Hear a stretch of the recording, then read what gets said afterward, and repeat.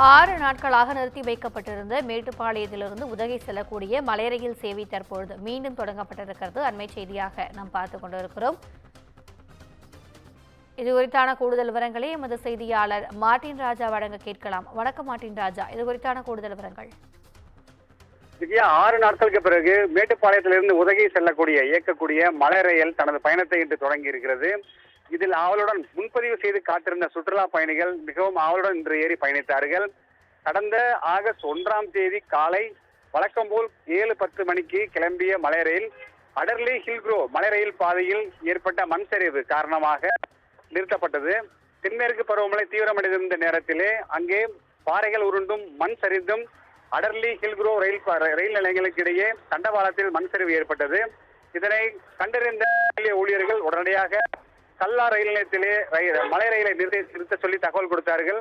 உடனடியாக பயணிகள் பாதுகாப்பு கருதி மலை ரயில் மீண்டும் மேட்டுப்பாளையம் ரயில் நிலையத்திற்கு கொண்டு வரப்பட்டது.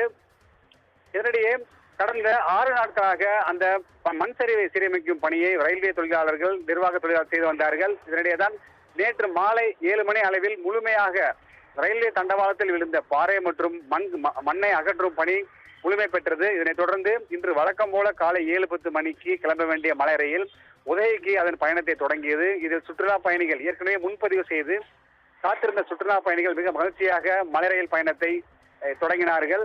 இதனிடையே கடந்த 6 நாட்களாக மலை ரயில் இயக்கப்படாததால் அதில் ஏற்கனவே முன்பதிவு செய்து காத்திருந்த ரயில் பயணிகளுக்கு அவர்களுக்கு முன்பதிவு செய்த பணம் மீண்டும் திரும்ப வழங்கப்படும் என்றும் ரயில்வே நிர்வாகம் தெரிவித்துள்ளது. எனினும் யுனெஸ்கோ பாரம்பரிய சின்னம் புகழ்பெற்ற அந்த மலை ரயில் பயணத்தில் பயணிக்கக்கூடிய சுற்றுலா பயணிகள் மிக மகிழ்ச்சியாக இன்று கிளம்பி சென்றார்கள். திவ்யா, கூடுதல் விவரங்களுக்கு நன்றி மார்ட்டின் ராஜா.